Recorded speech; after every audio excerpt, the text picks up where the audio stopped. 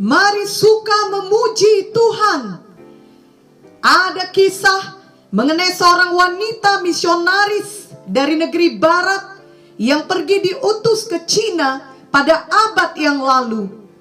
Pada waktu itu berlaku wabah cacar di kota di mana dia melayani.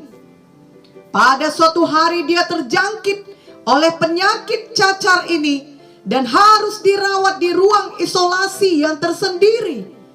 Setelah beberapa hari dirawat, maka terdapat bintik-bintik cacar di wajahnya yang dapat kelihatan oleh orang-orang lain. Ia berdoa untuk kesembuhannya sejak ia jatuh sakit, tapi belum nyata kelihatan kesembuhannya. Ia terus berdoa dengan iman, dan kemudian ia mulai memuji-muji Tuhan terus-menerus. Ia melakukannya dengan suara nyaring sehingga kedengaran kepada seluruh rumah sakit tersebut.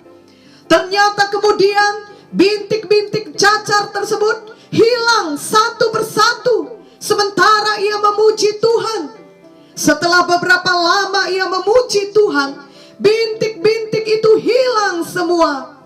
Hal ini kelihatan dan kedengaran kepada semua orang di rumah sakit itu, sehingga menjadikan suatu kesaksian yang sangat mempermuliakan Tuhan.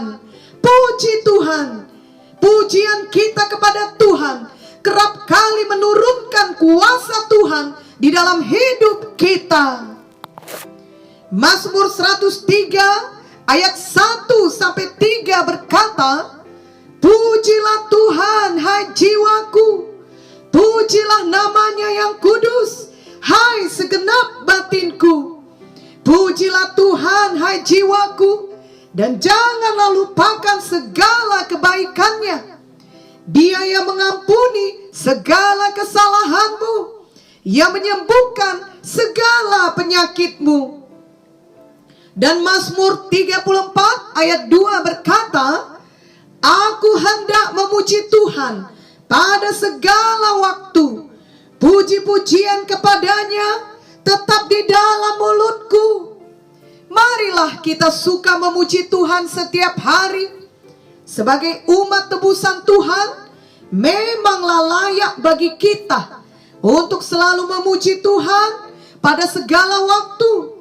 Oleh karena Dia adalah Tuhan yang layak untuk dipuji setiap saat. Adalah lebih mudah untuk memuji Tuhan jika segala sesuatunya berjalan lancar dan baik dalam kehidupan kita. Jika keadaan tidak baik, atau jika kita sakit, atau kita dalam penderitaan ataupun aniaya, apalagi jika ada bahaya mengancam, maka kita lebih cenderung untuk mengeluh ataupun tidak bersuka cita, sehingga sulit untuk memuji menyembah Tuhan. Justru pada saat-saat seperti itulah kita harus tetap memuji Tuhan, yang menandakan kita sangat percaya dan beriman bahwa Tuhan selalu menolong kita dan tidak pernah membiarkan atau meninggalkan kita.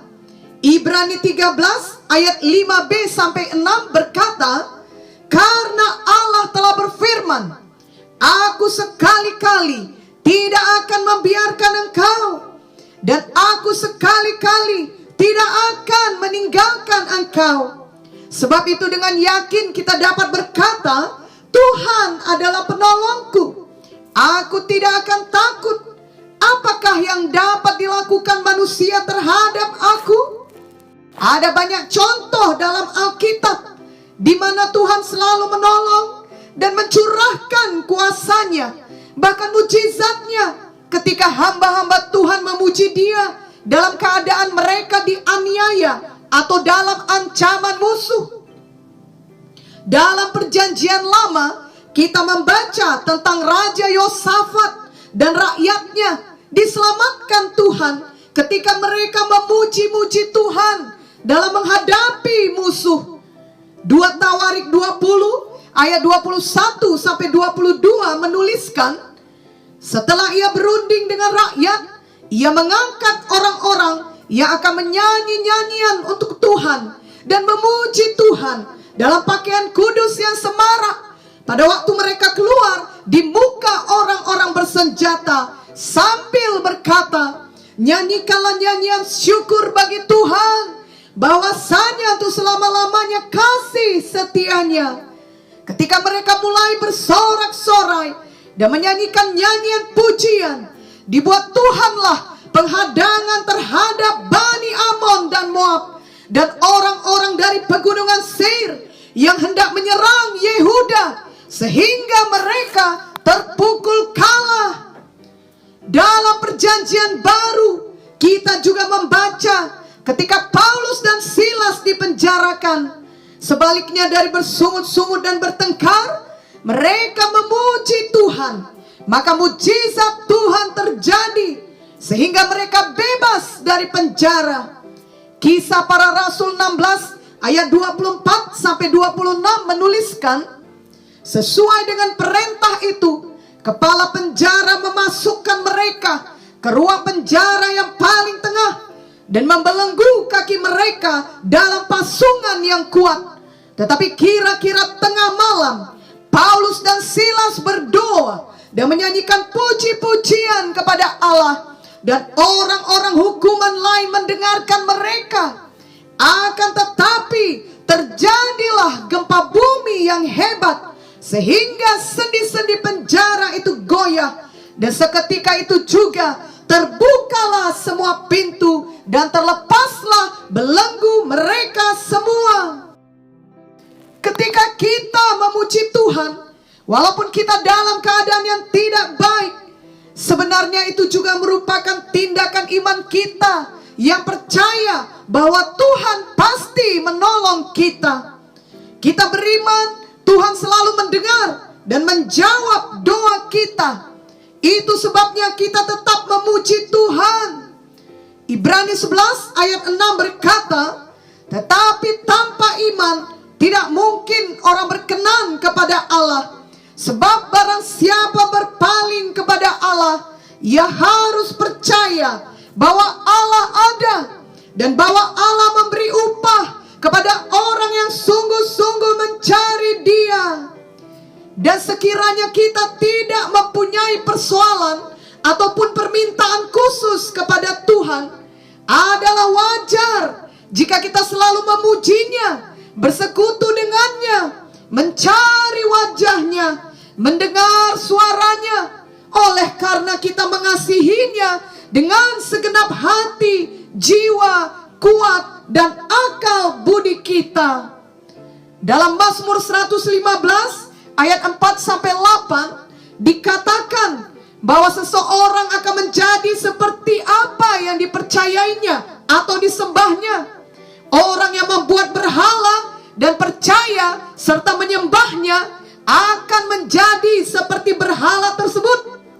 Sebaliknya, jika seseorang menyembah Tuhan, maka dalam persekutuannya dengan Tuhan, ia akan semakin diubahkan menjadi seperti Tuhan.